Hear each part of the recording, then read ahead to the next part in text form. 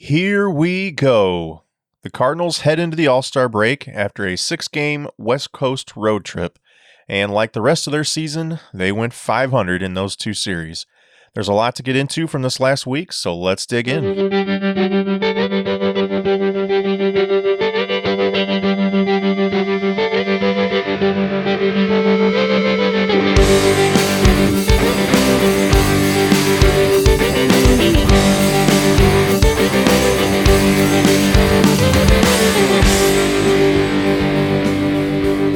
All right, like we said, the Cardinals went 500 in Seattle and San Francisco. They took 2 of 3 in Seattle and lost 2 of 3 to the Giants.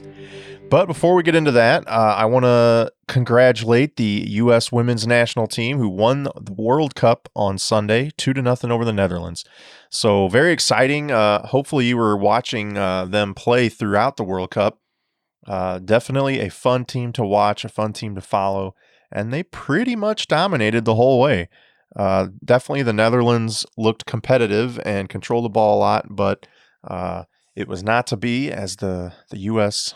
put 2 in the back of the net and had a very cool World Cup experience. So good for them. I believe that's 3 in a row that they won World Cups. So very cool. And I'm sure they'll be back strong next time too. So keep an eye on the women's team.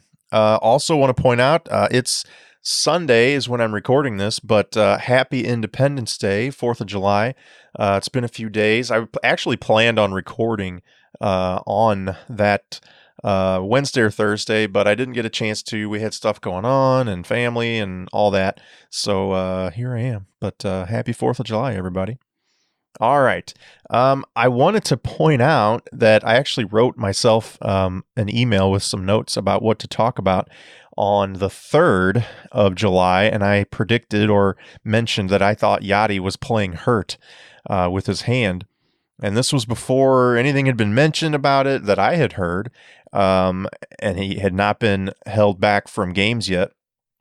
But as it turns out, he has missed 4 games now, not counting the pinch hit he had on Saturday. But and, he had this thumb injury that he missed time with before. And I think since he's been back, he has not been 100%. And maybe that seems obvious now, but it wasn't discussed before. And he was playing as if he was healthy, but it just seemed like he wasn't driving the baseball, wasn't doing the normal damage that we were used to seeing from him. And, it just felt like we had a compromised player out there.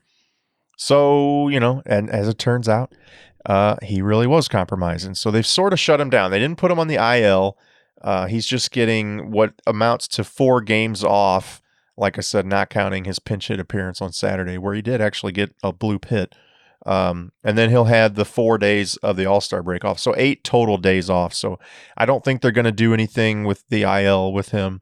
He's just going to miss those 8 games, come back, or 8 days, and come back and hopefully be ready to go. If not, I guess I wouldn't be surprised if they put him on the IL. He's not hitting well enough, though. Even the last few games where he was playing, he was getting hits. I even think he had a 3-hit game mixed in there. It's just he's not driving the ball. He's not getting the doubles like you expect. Definitely not seeing the home run power, and just not doing a lot of damage. A lot of bloop hits. If there's a guy on second, he might knock him in, but he's definitely not doing what we're used to seeing from him. So hopefully they can get that figured out, and he can start contributing offensively again.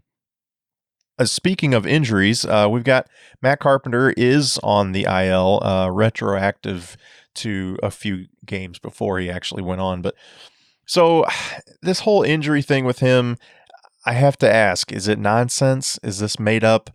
The first day we didn't see him, it was for rest and a reset. He hadn't been playing well, obviously, offensively for a while. And I think they just felt like he needed a day or 2 off. And then it was, he had the flu bug and had to miss a game for that. And then it was allegedly he sat up in bed when he was sick and strained his lower back in bed. And so now he's on the IL with a back strain. I guess that kind of makes sense, but it is a little fishy that this all happened at the same time that Tommy Edman really started looking very good in his starts at leadoff and playing third base. So, that's just the conspiracy theorist in me. But I wouldn't put it past the Cardinals for, making up an injury to give a guy a longer break and still be able to pull somebody up from AAA. So, who knows? I'm sure he really is injured. I'm sure it all happened out the way they said. He did need time off. He did need a break to reset. And, he probably did get the flu and he probably did strain his back and all that. I'm just being a little skeptical, but anyway, it just seemed a little interesting the way it all played out, especially with Edman doing so well. Speaking of Edman, he's been playing great. He's got some home runs, some walk-off hits, a triple in there over the week. Just doing everything you could expect for your leadoff hitter and your third baseman. He's been playing some great defense. He's also been playing some second base. Jairo Munoz has played some third. He made a great play today. Defensively. So yeah, the guys who are filling in for Carp are definitely doing their job, especially Tommy Edman. I would love it if he played every day, even with Carp back. I've not been a huge fan of Matt Carpenter for a while now. He's obviously had some moments where he's played well, but I think if it wasn't for this ridiculous extension that he got, I would say it's time to move on. If I thought they could move him, I would absolutely say they should, but I don't think it's possible at this point with his contract and his performance. But anyway, such is life, right? One thing that I thought was interesting, it's a sad note, but, we talked about Jack Flaherty pitching in his heavy heart game, so to speak, after his good friend Tyler Skaggs passed away. And, whenever something like that happens, you always kind of wonder how that player, in this case Flaherty, is going to respond and react to that kind of emotional issue. And so kind of predictably, he didn't pitch all that well. It was the very next day, I believe, that he had to start. And it wasn't a horrible start, but it really wasn't very good. It wasn't efficient. And you could tell he wasn't locked in. Understandably so. But let's take a look at his numbers. So he went 4 2/3 innings, 7 hits, 4 runs, all earned, 4 walks, 7 strikeouts, and the 1 home run. So the 7 strikeouts is good, especially in 4 2/3 innings. But the 7 hits and the 4 earned runs, it just, and I think he threw 103 pitches in that short outing. So he definitely was behind on everybody. He was giving up a lot of hits, having to pitch out of trouble, and then, getting into trouble with the 4 runs. Again, what do you do if you were the manager? Do you sit him and say you're not gonna start today? We're gonna give you the day off. You could do that, and I think it would be totally understandable. But at the same time, it's like he's one of 5 guys in the starting rotation. He has a job to do to go out there and pitch every 5th day. He can't just take a day off because he feels like it or doesn't feel like pitching, so to speak. At the same time, are you doing the team a disservice by putting him out there knowing he's probably going to be compromised? He's probably not going to be focused. Are you going to put your team in a bad position just by sending him out there? And as the case was, that's exactly what happened. They lost the game 5-4. Now, again, it's like he's got a job to do. He knows that. He wanted to go out there. He wanted to, kind of pay his respect to his friend. His friend would have wanted him to pitch. It's just sort of an unfortunate circumstance all around. Obviously, it's unfortunate that his friend passed away. We still don't really know what happened. I haven't heard any more details about it. I tried to look a little. It's obviously unfortunate that it's Flaherty's good friend, and then just the circumstance of him having to pitch the next day. And, what do you do? Do you send him out? Do you not? It's just not to be too insensitive to, a death and a friend passing away. But it's just unfortunate how it played out for the team and the standing, so to speak. You hate to be that crass about it, but Yeah, just kind of sucks, basically. But he actually did bounce back in Sunday's start in San Francisco. He had a no-hitter going into the seventh inning. Looked very sharp. He was, uh, you could tell it on TV, and you could tell, Dan McLaughlin pointed it out. He just looks different. He looked more composed, more in control, sharper on the mound than he has maybe all year, but definitely recently. He looked in command of his pitches and just looked like a better starter. He kind of looked like what we expected to see from him all year. So, I'm not sure exactly what's going on there. Maybe it was just, focus from all the stuff he's been going through. Maybe he kind of realized he couldn't go out and have another stinker again.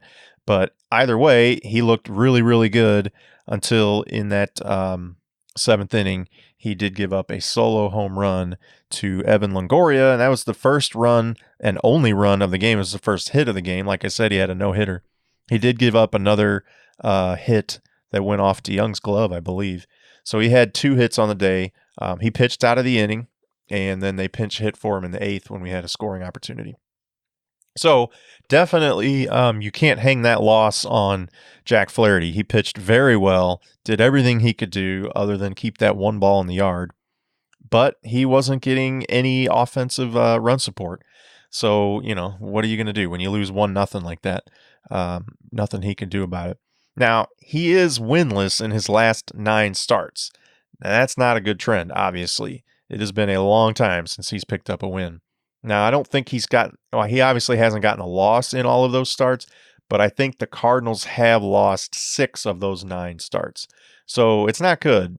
That is a bad track record, and he needs to turn it around. Now, he did turn it around today. He looked very good, went 7 innings, only giving up the 1 run.